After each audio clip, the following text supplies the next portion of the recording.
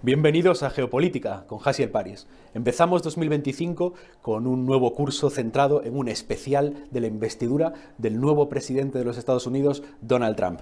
Para ello contamos hoy con lo que yo diría que es el mejor analista político internacional en habla hispana, el coronel Pedro Baños, con el cual vamos a desentrañar no solo los elementos de la investidura, sino los que previsiblemente serán los factores clave, las líneas maestras de los próximos 4 años de gobierno del presidente Donald Trump.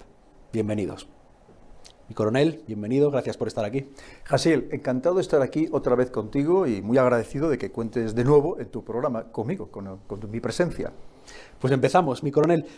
La investidura de Donald Trump en Estados Unidos. Los que vean nuestro programa en directo, los primeros en llegar, todavía no habrá tenido lugar la investidura. Sin embargo, los que lo vayan viendo en los próximos días y semanas, la investidura ya será un hecho pasado y se podrán quizás saber más cosas. En el momento en el que nosotros estamos hablando, lo que podemos decir es sobre las invitaciones, las presencias, las ausencias de esta investidura y lo que sabemos de invitaciones a mandatarios, de presencias de multinacionales que ponen dinero en esta investidura, de vetos de algunos elementos del Partido Demócrata. ¿Qué podemos comentar?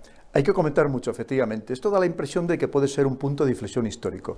No va a ser una toma de posesión de un presidente más de Estados Unidos, sino que puede ser una auténtica revolución, incluso mundial. Porque la sensación que da es que el viento va a cambiar. El viento que hasta ahora mismo nos estaba soplando y que al final el viento que llega desde Estados Unidos nos afecta a todos, si hablamos sobre todo del mundo occidental, pero en cierto modo hasta de todo el planeta, está cambiando. Hasta ahora venían esos vientos ultraprogresistas de la cultura woke, y ahora bien va a venir algo completamente diferente. Y lo estamos viendo por las declaraciones no solamente del presidente, o ya próximo presidente Donald Trump, de momento presidente electo, pero sino también de los que son sus principales manos derechas y muy concretamente de Elon Musk, que están apostando por una línea ideológica y de pensamiento que no tiene nada que ver con lo que hasta ahora nos habían impuesto. Y digo nos habían impuesto porque efectivamente al final Estados Unidos tiene la capacidad, a través de sus muchos medios, entre otras cosas, todos los medios mediáticos, de imponernos una manera de actuar, de pensar, de comportarnos, de actuar en sociedad, hasta de actuar de manera personal. Y ahora la sensación es que esto va a cambiar de una manera radical. Evidentemente, no podemos perder nunca el objetivo principal de Donald Trump y de su equipo, que es, como dicen ellos, el MAGA, hacer América de nuevo grande. Que, por cierto, fíjate que ya lo que indica de soberbia y de prepotencia, que no dicen Estados Unidos, dice América, como que América fuera todo Estados Unidos o Estados Unidos fuera todo América, ¿verdad? Eso es lo primero. Pero tenemos que entender cómo va a conseguir precisamente, o cómo pretende conseguir esa nueva grandeza que estaba amenazada, no es que fuera a estar amenazada, que ya estaba amenazada por otras grandes potencias que no es que fueran a surgir, sino que ya habían surgido, y todas ellas encabezadas, lideradas, o el máximo exponente que es China. Y para recuperar esa... Que está invitado, por cierto, Xi Jinping. Sí, recibió una invitación a la toma de posesión de Donald Trump. Él no figurará porque los jefes de Estado no pueden ir jefes de gobierno o niveles diplomáticos inferiores y no estará, pero ha recibido la invitación, al parecer. Cosa que Putin no. Vamos a ver, porque yo creo que de aquí todavía al día 20 pueden pasar muchas cosas y si no, los espectadores tuyos que lo vean posteriormente, pues se darán cuenta de que pueden pasar todavía muchas cosas. Sí, desde luego. Lo mismo que avisábamos que antes de que llegara este día 20, podían pasar muchas cosas en el plano internacional y vemos que han pasado, pues todavía creo que pueden pasar muchas cosas en los pocos días que quedan hasta que tome posesión Donald Trump de manera efectiva de la presidencia de Estados Unidos. Pero como te decía, para recuperar ese poder que claramente estaba perdiendo en el ámbito económico, financiero, tecnológico, geopolítico, militar, no me atrevo a decirlo, pero en cierto modo también estaba retrocediendo, pensando que había dominado completamente desde el punto de vista militar el planeta desde 1991, y ¿cómo lo va a intentar o cuál es su propósito? Es a través de la economía. Sabe que para que un país sea fuerte, tiene que ser fuerte económicamente. Y es lo que va a intentar, a través de reforzar la economía y las finanzas. Pero esto es muy interesante porque nos afecta al resto del mundo y muy especialmente a Europa. Porque al final eso que se llama transnacionalismo, es decir, que va a aplicar una política muy nacionalista, muy soberanista, casi aislacionista, pero al mismo tiempo intervencionista en el extranjero. Es decir, para ellos destacar, al final todo es es un estado de comparación, tienen que los demás ser menos que ellos. Y es lo que nos va a pasar en Europa, una Europa que de por sí estamos cuesta abajo, sin frenos, que esa es la realidad, no lo podemos ocultar, sobre todo viendo cómo están despuntando Estados Unidos y China, los dos que nos están sacando cada vez más cuerpos de ventaja. Pero esta nueva política, este nuevo paradigma estadounidense nos va a perjudicar mucho a Europa, y lo vamos a ver. Entonces, todo al final vemos que todas las decisiones o todos los comentarios que está haciendo van encaminados a este propósito, de reforzarse geopolíticamente, pero también reforzarse económicamente, porque si no es fuerte económicamente, Estados Unidos dejará de ser la gran superpotencia que ha sido de este mundo unipolar que dominaba a placer. No significa que deje de ser un gran país, por supuestísimo, pero ya no sería la potencia dominante de todo el planeta. Esta centralidad de la economía y de la protección de la industria americana como un elemento central de la política de Donald Trump se verá también en los actos de toma de posesión, en los cuales estarán presentes grandes empresas, las empresas mimadas de la producción nacional estadounidense, como la Ford o la General Motors, que enviarán sus flotas de vehículos a tomar parte en los actos de la toma de posesión. Estarán también los donantes de la gran élite millonaria americana, no solo Elon Musk, sino también, curiosamente, Mark Zuckerberg, el magnate de Meta, que se le consideraba tradicionalmente más de una línea más liberal progresista, pero que sin embargo es uno de los donantes de los actos de la toma de investidura, de la toma de posesión. Y también estarán las fortunas de los diferentes donantes de campaña que acompañarán a Donald Trump en un acto para poner de relieve la potencia económica estadounidense. No es curioso, también por cierto, Jeff Bezos, otro de los magnates tradicionalmente enfrentados con la línea dura conservadora, también hará en streaming, en directo, la retransmisión de todos estos actos. Hay quizás una reconciliación de las élites económicas que solían ser de la línea más progresista con el presidente Donald Trump. Hay un nuevo plan para dejar atrás quizás las heridas políticas en Estados Unidos y poner sobre la mesa la centralidad de la guerra económica de Estados Unidos contra el mundo. Creo que más que reconciliación podríamos hablar de pragmatismo. Es cierto que lo que has comentado, que la mayoría de estas empresas tecnológicas habían apostado por los demócratas. Es más, habían invertido grandísimas cantidades de dinero apoyando al Partido Demócrata, por tanto, apoyando en su momento a Joe Biden y posteriormente a la señora Kamala Harris. Pero se dan cuenta de que eso ya no va a funcionar y que además Donald Trump no va a cometer los errores que cometió en su primer mandato. El primer mandato no hizo la purga que sí que va a hacer ahora en el ejército, en los servicios de inteligencia y en la administración. Y al final todo eso está muy relacionado con todas estas grandes empresas tecnológicas también, ¿no? Y por tanto han visto a las orejas al lobo y han dicho, mira, no tiene sentido que nos enfrentemos ante un tornado, un torbellino, este nuevo viento que se nos viene encima. No tiene sentido que nos enfrentemos porque nos va a arrollar. Mejor que nos subamos a la nueva ola y vamos a ver cómo la surfeamos. Y es lo que están haciendo. Y todos prácticamente con armas y bagajes, quitando Bill Gates, que veremos a ver todavía lo que va a hacer, o evidentemente pues los grandes millonarios que habían apostado de una manera absoluta y radical por este ultraprogresismo, como pues, por ejemplo la familia Soros, George Soros y su hijo Alexander Soros, que veremos a ver todavía también lo que van a hacer una vez que esto vaya de esta manera tan arrolladora, cómo vaya a funcionar, pero los demás han dicho, mira, no tiene sentido este enfrentamiento, vamos a unirnos a ellos, vamos a subirnos a este carro. Y eso lo vamos a vivir también en Europa, porque es verdad que de momento sigue habiendo un gran enfrentamiento contra Donald Trump y sus manos derechas, como es el caso de Elon Musk, porque no olvidemos que en Europa había muchos que han vivido, muchos medios de comunicación, muchos periodistas, muchos analistas, muchos investigadores, muchos académicos que han vivido de ese ámbito ultraprogresista, que han vivido, hay que decirlo claramente. Entonces todavía están pensando a ver si se les va a acabar su modus vivendi, ¿no?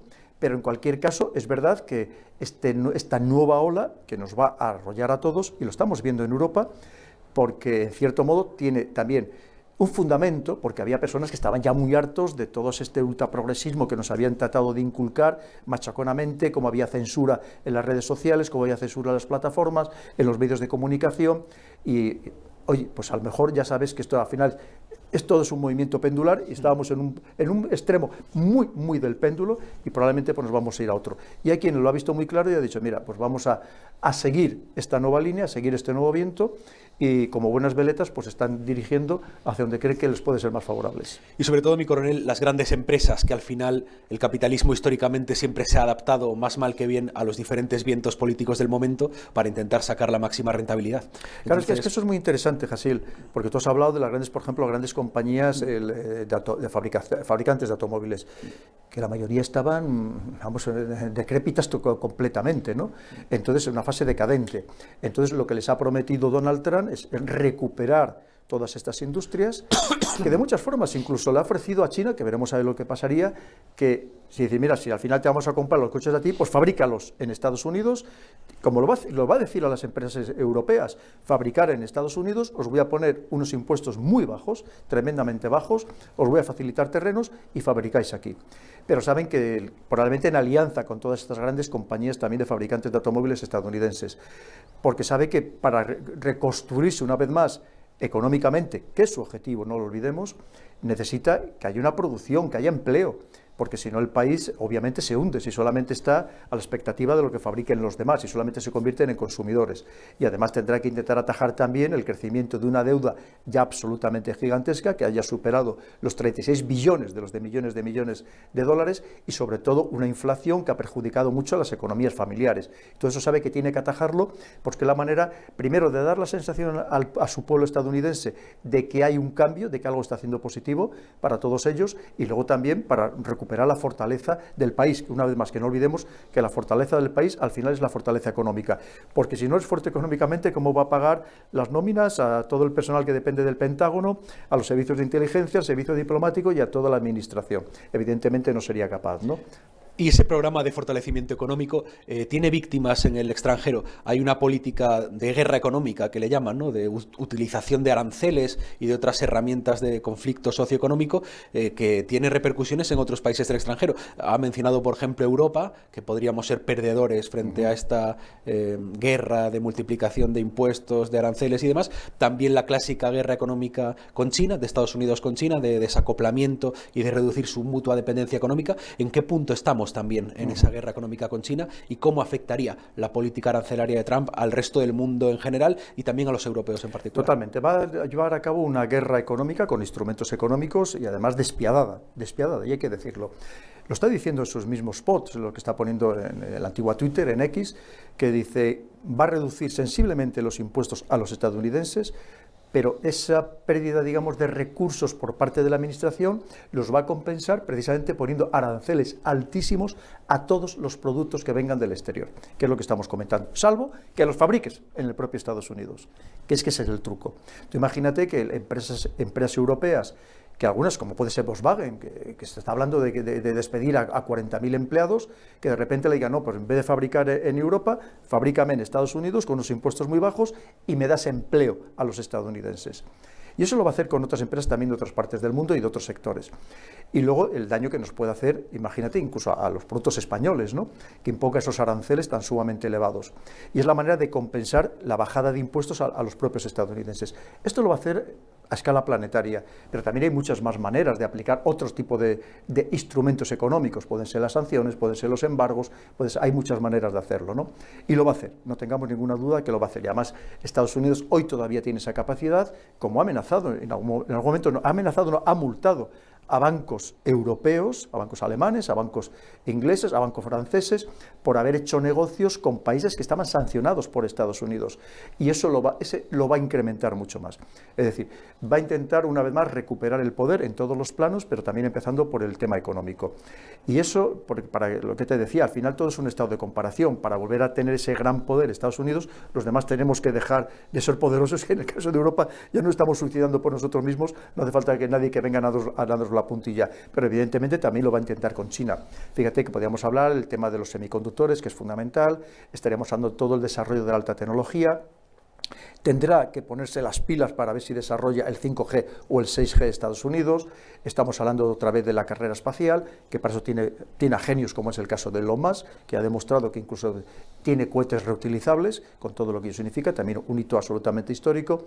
En fin, porque sabe, y además lo que está diciendo Elon Musk, que quiere traer incluso a los mejores mentes tecnológicas, los mejores científicos del mundo, que le da igual si son indios o venga de donde vengan, indios de la India, que le da igual exactamente de donde vengan, pero que quiere tener a los mejores cerebros, porque precisamente para recuperarse económicamente tiene que serlo también tecnológicamente, tiene que ser otra vez el puntero que fue durante tantos años Estados Unidos desde el punto de vista tecnológico, en los ámbitos tecnológicos, que ahora mismo había sido superado prácticamente en todo por China.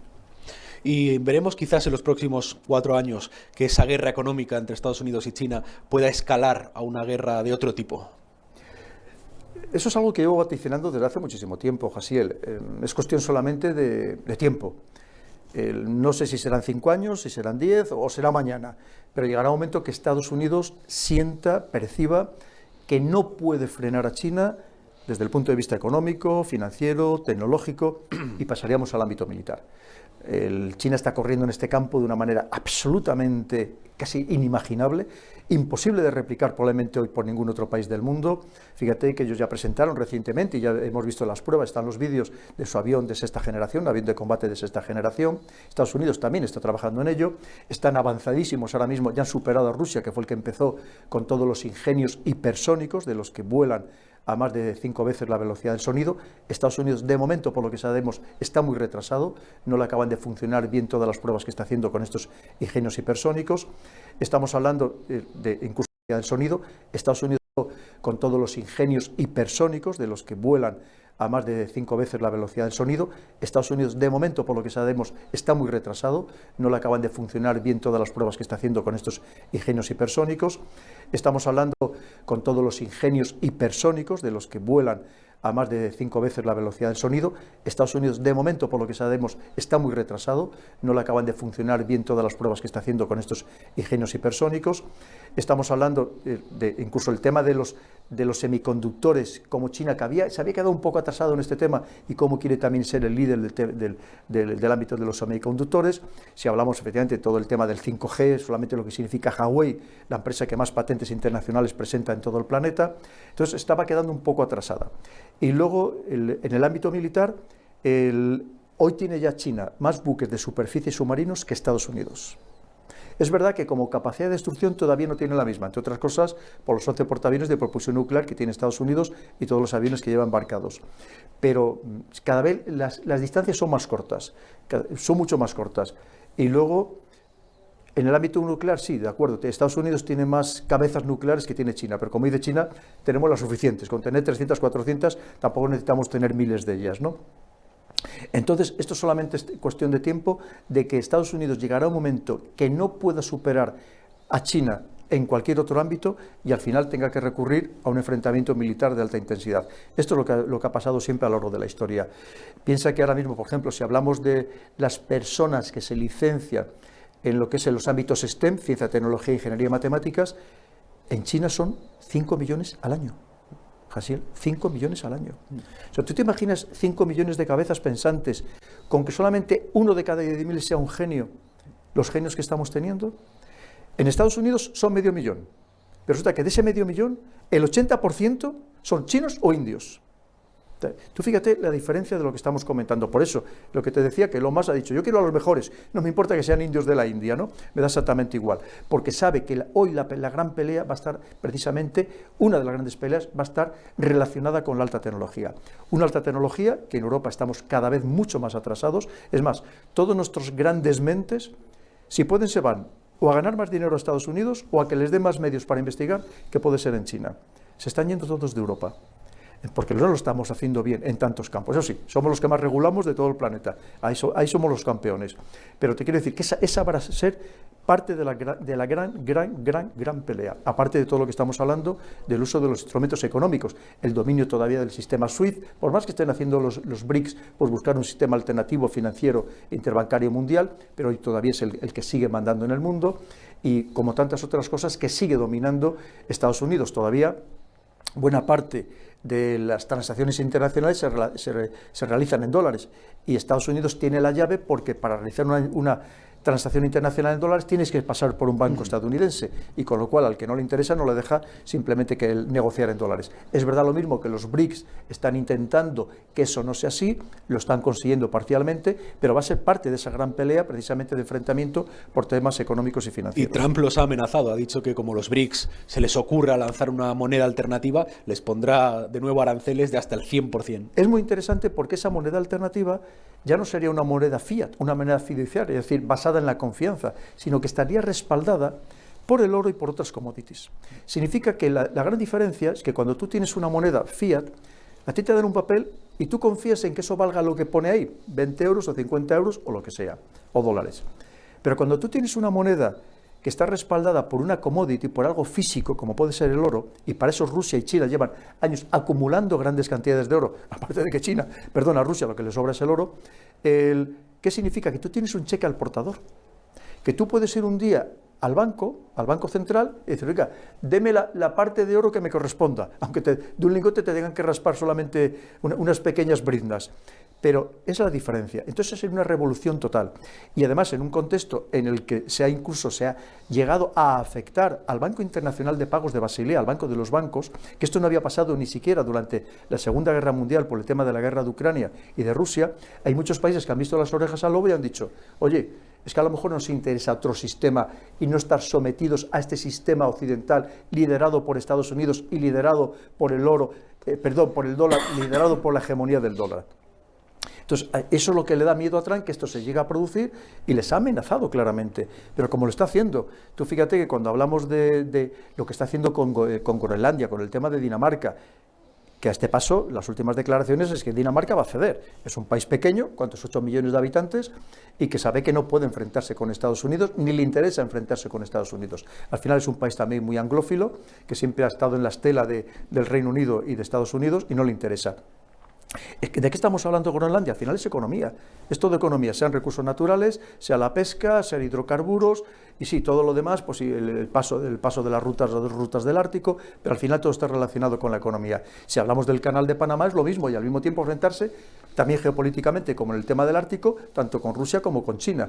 No olvidemos que ya China intentó abrir otro canal, por así decirlo, canal de Panamá por Nicaragua, que por cierto era el proyecto originario del Imperio Español, y Estados Unidos hizo lo imposible para que aquel proyecto no se llevara a efecto, no se terminara por materializar.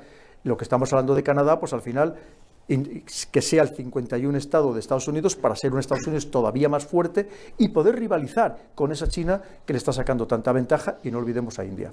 O sea, reclamaciones por parte de Trump, reclamaciones territoriales en Canadá, en Panamá, en Groenlandia, la perspectiva de una guerra económica a nivel internacional con posibilidades de convertirse en una guerra militar real.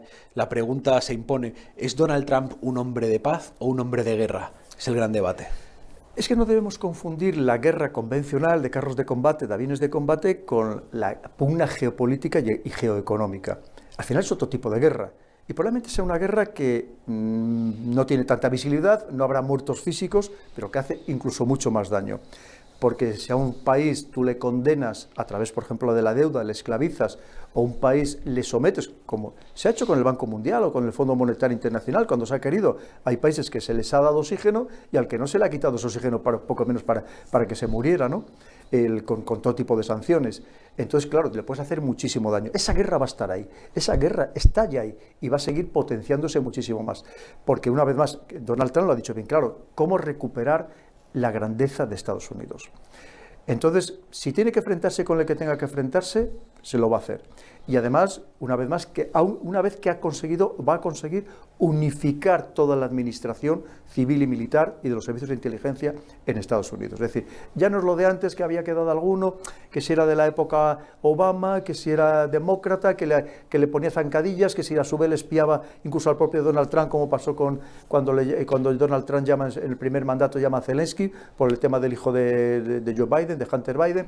Eso ya se acabó, eso se acabó. La purga va a ser total y absoluta. Entonces, al final va a intentar conseguir un país mucho más unido, mucho más homogéneo. En ese sentido, les ha convencido de que es el momento, de que si no lo hacen ahora, ya Estados Unidos no va a ser la superpotencia que fue, y es el momento, antes de que los demás sean todavía más fuertes, de volver a recuperar ese poder que estaban perdiendo. Y lo va a intentar por todos los medios. En principio, y esperemos que no sea abriendo conflictos, que no sea abriendo guerras, pero sí buscando las maneras de fortalecerse, como estamos insistiendo, a través sobre todo de los temas económicos. Claro, mi pregunta al respecto de Trump, de si es un hombre de paz o un hombre de guerra, tiene que ver con que buena parte de su campaña tradicionalmente se ha basado en una suerte de aislacionismo en el cual Trump promete retirar a Estados Unidos de una serie de conflictos internacionales que no interesarían al elector estadounidense.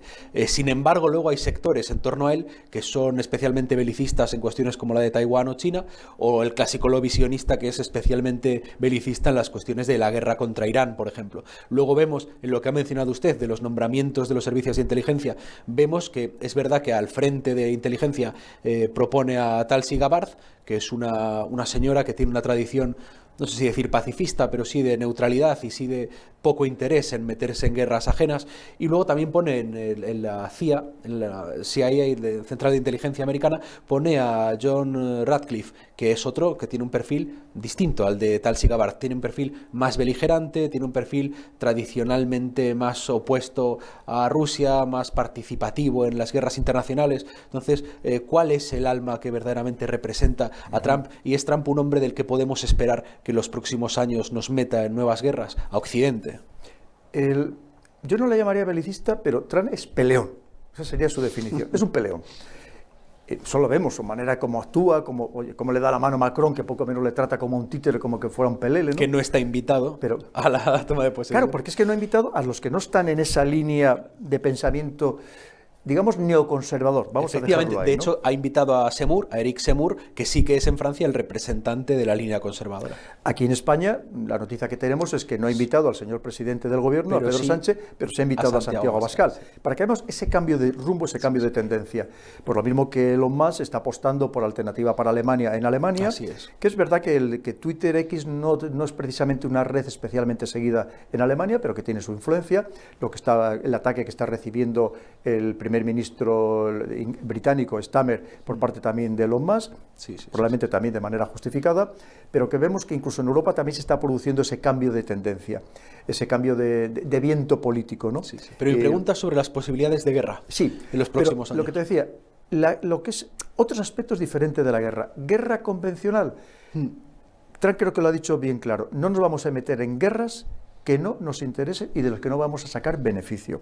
Pero, por ejemplo, en el tema de Afganistán, llegó a decir que ahí había minerales muy interesantes, que los hay, son un país muy rico en minerales de todo tipo, también minerales estratégicos, y que si hacía falta, pues tomaría cualquier medida para hacerse con esos minerales. Y lo está haciendo, fíjate, con Dinamarca o con el tema de Panamá, que si hace falta intervendría militarmente, ¿no? Pero, es decir, sí llegar a ese extremo cuando no le quede más remedio que actuar desde el punto de vista militar, pero mientras tanto lo intentará con otros instrumentos. Pero la guerra va a estar ahí, la pelea la vamos a tener ahí, como digo, como peleón que es. Y él va a hacer todo lo posible por recuperar esa grandeza de Estados Unidos con los instrumentos y de las maneras que pueda. Y no va a descartar ninguna. Y si mañana tiene que entrar en una guerra o tiene que entrar indirectamente en una guerra, que es lo que suelen hacer las grandes potencias, y tenemos el caso bien claro de Ucrania, pues entrará en ello, por supuestísimo. Lo que él no estaba de acuerdo es decir, bueno, ¿para qué estamos en Afganistán si al final no nos estamos... Esto lo decía en su momento en el primer mandato, si no nos estamos llevando los recursos, ¿para qué estamos en Afganistán gastando dinero? Es decir, eso no me interesa, ¿no? Entonces, sí, aquello de que, bueno, para que no vuelva a haber otro gran atentado en Estados Unidos, él no se lo acababa de creer. Entonces, eso es lo que va a evitar. Pero si tiene que entrar en un conflicto por intereses económicos y, por tanto, que repercutan en beneficio de la grandeza del país, yo no tengo ninguna duda de que lo va a hacer. Porque, además, no olvidemos que ha hecho un guiño muy importante también a las grandes empresas de armamentísticas, que, por cierto, también se han volcado ahora con Donald Trump. Porque lo mismo han dicho, oye, no nos vamos a enfrentar con el que al final va a ser nuestro principal comprador, directa o indirectamente. Digo indirectamente porque tú sabes que mucho ese dinero que Estados Unidos da a otros países para potenciar la democracia y los derechos humanos, en realidad revierte en esas industrias de defensa, porque lo que hacen son compradores de armamento. El famoso complejo militar industrial está con Donald Trump. Hay quien habla incluso de que este nuevo gobierno que va a salir de estos actos de toma de posesión es el gobierno de los CEOs, ¿no? De los grandes directivos. Tenemos como secretario del Tesoro a Bessent, que es un gran CEO del mundo financiero, que incluso trabajó en su día con George Soros y sus empresas. Tenemos de secretario de Comercio a Lutnick, que es también otro CEO venido del mundo de la finanza. De secretario de Energía al señor Wright, que es un también gran CEO venido precisamente de las empresas energéticas, ¿no? Se ponen un poco al... Fíjate, Jasil, estamos hablando tecnología y finanzas. Es de lo que llevo hablando todo el tiempo. ¿Qué te he dicho? Todas las tres palabras: economía, finanzas y tecnología. Y energéticas. Clarísimo. Energéticas también. Pero al final está todo relacionado. Sí. Porque si hablamos de tecnología, estamos hablando de las nuevas tecnologías, de los nuevos... Todo está relacionado. Pero fíjate, incluso algunos de ellos, no olvidemos que han trabajado o han sido directivos de estos grandes fondos de inversión mundiales. Pero estos grandes fondos de inversión mundiales, hasta hace 3 días, apostaban por esa corriente ultraprogresista, por la ecología, la sostenibilidad, las energías alternativas, las energías renovables. También han cambiado de rumbo, porque han visto una vez más por dónde vienen los nuevos vientos. Y fíjate, como todos estos, podemos empezar por BlackRock, por uno de ellos, por ejemplo, o por Vanguard, y como han dicho, bueno, esto de la ecología estaba muy bien, pero a lo mejor hay otros pasos previos antes de llegar a esos niveles que queremos llegar de una manera un poco precipitada. Y eso es lo que, fíjate, lo han dicho públicamente, que abandonaban. Todos estos que nos han venido aquí, que nos han machacado a Europa de lo que teníamos que hacer, de que incluso las empresas que no se sometieran a estos postulados ecológicos extremos, pues que poco menos que no iban a sobrevivir, que no les iban a ayudar, que incluso les iban a atacar, y como ahora mismo también se han plegado a estos nuevos vientos, a estos nuevos designios que parece ser que quiere aplicar Donald Trump y todo su equipo. Y parte del equipo viene precisamente de estos grandes fondos de inversores, o estuvieron en esos fondos de inversores.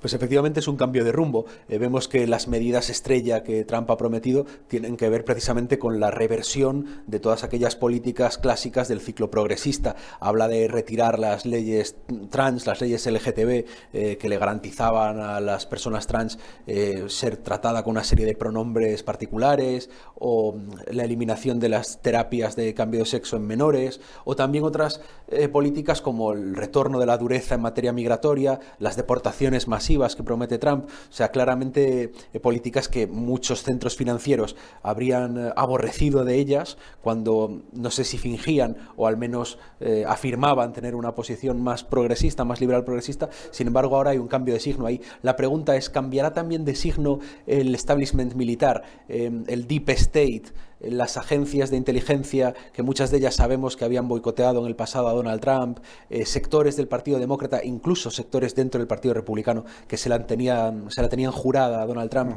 ¿Habrá un cambio de sistema completo en este sentido, o Trump tendrá que enfrentar enemigos internos, conspiraciones y conjuras de poder? Va a tener obviamente oposición, ¿no? Probablemente van a salir pues el Black Lives Matter, el Me Too, que lo intentarán los demócratas, ¿no? Al final tú piensas que el demócrata, pues como pasa en otros países europeos, tienen el botón de la calle, ¿no? Y eso es importante siempre a la hora de movilizar a una parte de la sociedad. Pero cuando hablamos de las élites, de los que de verdad manejan el país, es lo que te decía. Lo primero, Donald Trump no va a caer en los errores que cometió en el primer mandato y va a hacer una purga total. Ya lo está anunciando. De generales, en el Pentágono, en los servicios todos los directivos de los servicios de inteligencia, todo.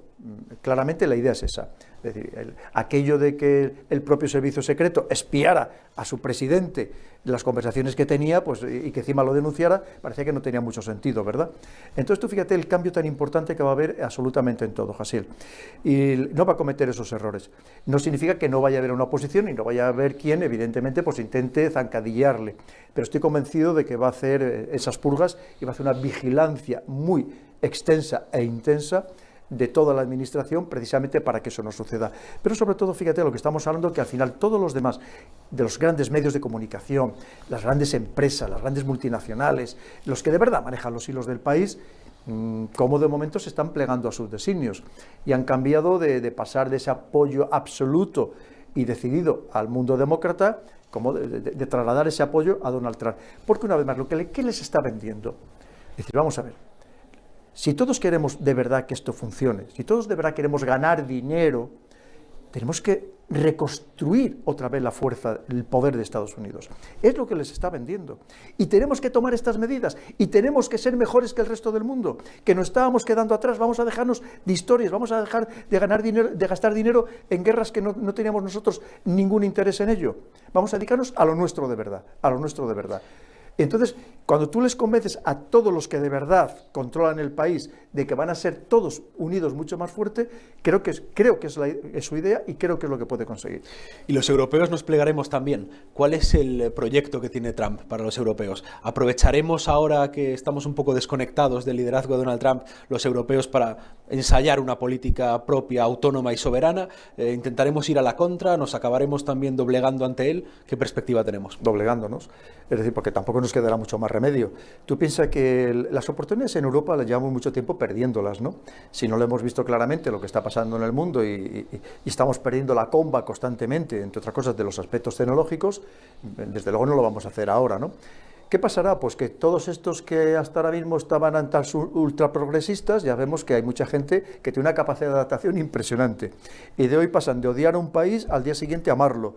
Yo suelo poner el ejemplo bien claro de lo que pasó con Irán cuando el acuerdo nuclear del año 2015, que pasa de ser un país odiado, era el peor país del mundo, eran todos poco menos que salvajes, y al día siguiente fueron todos los líderes europeos, incluyendo ministros españoles, a Irán, a Teherán, a ver si hacía negocios porque le iba a liberar a Estados Unidos al menos 100.000 millones de dólares. Te quiero decir, y esto pasará el día de mañana con Rusia exactamente igual. Incluso muchos de los principales enemigos veremos cómo cambian de bando. ¿Y qué pasa? Que algunos aquí en Europa están temblando porque son los últimos reductos de este mundo ultraprogresista y están temblando, evidentemente, porque sabe lo que se les va a venir encima. Y el poder de Estados Unidos sigue siendo muy grande.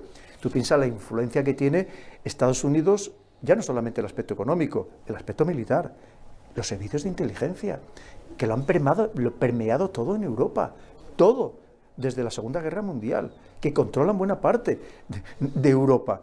Entonces, el servicio diplomático estadounidense. Entonces, si esto cambia de signo, pues muchos se plegarán, cambiarán para mantener su supervivencia personal y política, y el que no, pues probablemente acabe mal. Pero Europa vamos a seguir siendo lo que somos, vamos a seguir siendo vasallos de Estados Unidos porque somos incapaces de reaccionar por nosotros mismos.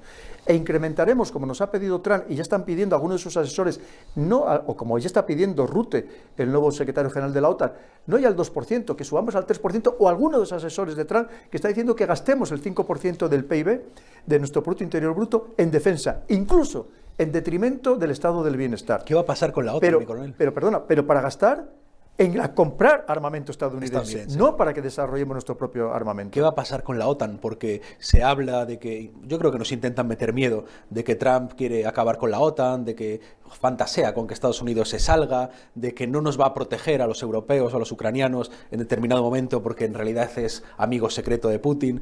Pero hay quien dice que en realidad Trump lo que despliega es una estrategia para meterle presión a los socios europeos y que pongan más dinero sobre la mesa. ¿Qué va a pasar con la OTAN? ¿Va a volver a ser como hace unos años decían que era un muerto cerebral? ¿Va a dejar de ser lo que dice el nuevo vicepresidente de Trump, Vance, que dice que tiene que dejar de ser un club clientelar de bienestar, donde los europeos poco menos que nos aprovechamos del bienestar que el paraguas nuclear de Estados Unidos nos concede, y que tiene que empezar a ser una alianza donde cada socio ponga su parte, ¿no? ¿Qué va a ocurrir con la OTAN? Mira, la exigencia de que todos los socios de la OTAN aportemos al menos el 2%, que es lo que nos habíamos comprometido por escrito, de nuestro Producto Interior Bruto a la gasto de defensa, se lo iban diciendo desde 1991 todos los presidentes estadounidenses.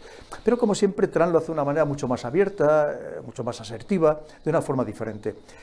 Vamos a ver, Estados Unidos es la OTAN y la OTAN es Estados Unidos, los demás somos los mariachis de la OTAN, vamos a donde nos mandan, y la prueba la tenemos lo que está haciendo España, pues desplegándonos en Rumanía, en Eslovaquia o en los países bálticos, vamos a donde nos mandan, esa es la realidad, ¿no? O como fuimos en su momento a Afganistán, y cuando a Estados Unidos ya no le interesó, tocó el silbato y nos fuimos todos de Afganistán, exactamente igual. Entonces, ¿cómo va a abandonar la OTAN? Lo que hará es presionarnos precisamente para que gastemos más, que esto ya lo decía Donald Trump en el primer mandato. Es decir, claro, yo estoy manteniendo la defensa de Europa y le interesa meternos miedo con enemigos, como lo hace con Corea del Sur con respecto a Corea del Norte, o como lo ha hecho durante muchos años Arabia Saudí con respecto a Irán, para que se convirtieran en compradores compulsivos de armamento estadounidense y también una parte británica, pero tiene que crearnos enemigos, tener esa mentalidad de que en cualquier momento nos pueden atacar para que incrementemos los presupuestos de defensa y le compremos armamento a Estados Unidos. Abandonar la OTAN a mí me parecería absolutamente insensato, nada es imposible en esta vida, pero me parecería insensato y contra natura, porque al final es un instrumento suyo, pero sí es que es él. Es que el 70 al 80% de la OTAN es Estados Unidos, entonces no tendría ningún sentido, ¿no? Y es verdad que lo que te dice, lo que decía ya Trump, es decir, yo estoy defendiendo a Europa y ese dinero que yo empleo en defender a Europa no lo invierto en el estado del bienestar dentro de Estados Unidos para los estadounidenses. Con lo cual, si yo queréis que os siga defendiendo, vosotros también tenéis que hacer un esfuerzo mayor. Pero una vez más, el esfuerzo mayor significa para comprar armamento estadounidense, básicamente. Claro, ese gran enemigo inventado que se utiliza para meter el miedo, en el caso de los europeos seguramente Rusia. ¿Qué va a hacer Donald Trump con Rusia? Él había prometido que un mes después de estos actos de toma de presidencia se acabaría el conflicto ruso-ucraniano. ¿Qué va a ocurrir? Sí, pues fíjate que una vez más ya ha empezado a hacer guiños también a la industria de defensa. Porque ha dicho, bueno, a lo mejor lo congelamos, pero eso no significaría que no siguiéramos apoyando militarmente, económicamente a Ucrania. Significa más armamento, gastar en armamento, aunque ahí queremos una buffer zone, una zona de amortiguación, una zona de interposición entre Rusia y Ucrania, que a Ucrania le dejemos parte de lo que nos pide. ¿Tú te acuerdas que yo he comentado muchas veces, Jasiel, que a mí me llama mucho la atención cuando Rusia, además por supuesto, de Crimea y de lo que es la zona del Donbass, también habló de Zaporilla y Jersón. No olvidemos que las negociaciones, o cuando estás en este tipo de situaciones, intentas abarcar mucho más para luego, cuando te sientes a la mesa de negociación, ceder algo.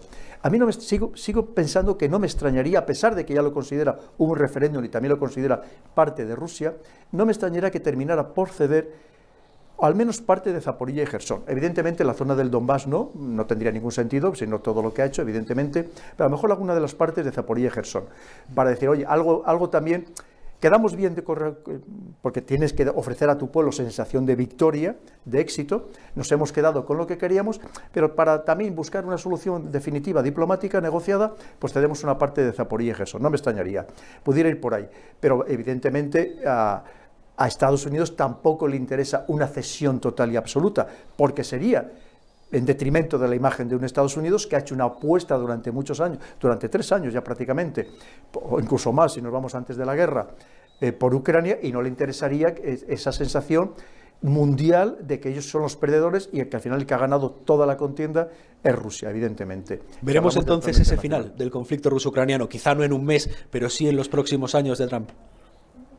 Creo que existe esa posibilidad y nada remota, ¿no? Además es lo que nos ha prometido, no exactamente de acá al día siguiente, en 48 horas, una vez que tome posesión y ha acabado con la guerra, probablemente dure un poco más, pero probablemente tampoco mucho más, y se busque esa solución. Y también te digo, ojalá sea así por Ucrania y por los ucranianos, porque sabes que las matanzas que están, bueno, la prueba está que están ya pidiendo el buscar donde puedan, ofreciéndose a los británicos. Por ejemplo, todavía salían The Guardian, por cierto, un The Guardian que ha pasado al batallón Azov de considerarle nazi, ultranazi, a de repente ahora ya le llama batallón, como le llama, de revolucionarios o de rebeldes, una cosa así, ¿no?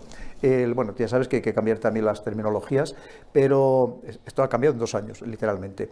Pero te quiero decir que está buscando desesperadamente tropas, porque con todo lo que tiene, pues claro, unas matanzas terribles, pues no tiene capacidad para soportarlo, y sobre todo pensando que evidentemente tiene mucha menos población que tiene Rusia, y encima con todos los ucranianos que se han marchado del país, que no sé si la mitad del país, entre unas cosas y otras, pues habrá desaparecido del territorio del suelo ucraniano. Y con respecto a los frentes abiertos en Oriente Medio, sabemos que uno de los grupos que han prometido protestar y manifestarse en los actos de la toma de presidencia son precisamente aquellos que están protestando contra la guerra de Israel en Palestina, en Gaza concretamente. ¿Hay perspectivas de que esto termine durante el mandato, los primeros compases, digamos, del mandato de Donald Trump? ¿O por el contrario, la perspectiva es que se incremente la volatilidad y la posibilidad de conflictos en Oriente Medio? Sabes que la última noticia que tenemos es de un vídeo que había realizado Jeffrey Sachs y que luego lo había replicado Donald Trump, en el que criticaba muy ácidamente a Netanyahu, ¿no? Sí, él decía que Israel arrastraba a Estados Unidos sistemáticamente a las guerras, ¿verdad? Entonces, ¿qué sucede? Que parece ser que Netanyahu ya no va a ir a la toma de posesión de Donald Trump. lo que nos han dicho, por lo menos ahora mismo, la información que tenemos. ¿Pero eso significa que el Estados Unidos de Donald Trump va a abandonar a Israel? No, bajo ningún concepto. No debemos olvidar la enorme influencia que tiene el AIPAC en Estados Unidos, esta asociación del mundo judío. No debemos olvidar que además a Estados Unidos le interesa también tener este aliado en esta parte del mundo, en Oriente Medio, por supuestísimo. La influencia que tienen, la mitad de los judíos del mundo viven en Estados Unidos, básicamente en Nueva York, pero también en otras partes del país, y luego la influencia que tienen desde el punto de vista también económico, ¿no?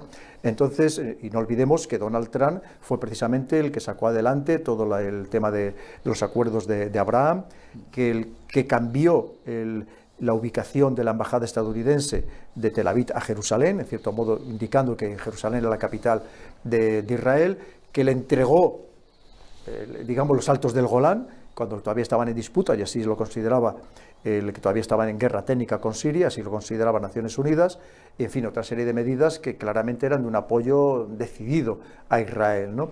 Entonces, aunque ahora hayan tenido este enfrentamiento por este vídeo, por estos comentarios, no creo que vaya a abandonar, ni muchísimo menos, ni a Israel ni al mundo judío. No olvidemos que el yerno de Donald Trump también es judío, y solamente tenemos que ver, no hace mucho tiempo, ese acto que llevó a cabo en la tumba de un rabino importante en Estados Unidos, en fin, por parte de Donald Trump.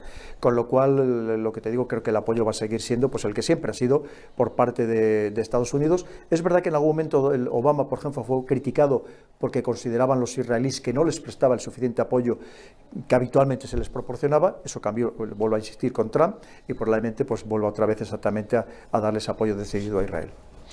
Y para ir concluyendo, este nuevo mandato, esta nueva legislatura de Donald Trump, ¿qué significará para España en general? ¿Es un aliado de España? ¿Es un enemigo de España? ¿Es un rival? ¿Habrá cambios, qué sé yo, relacionados con los aranceles, relacionados con Marruecos, relacionados con la inmigración? ¿Qué puede esperar España concretamente?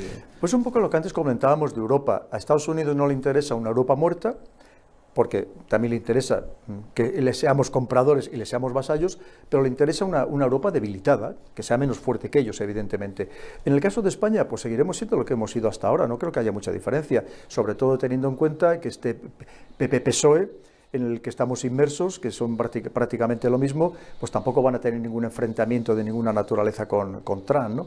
Y además, Donald Trump, en la administración Trump, pues seguirá intentando, pues como ha hecho hasta ahora, pues tenernos lo más debilitados posibles, los más subordinados posibles, y tener dirigentes pues que le valien el agua, que le hagan al final el juego, ¿no?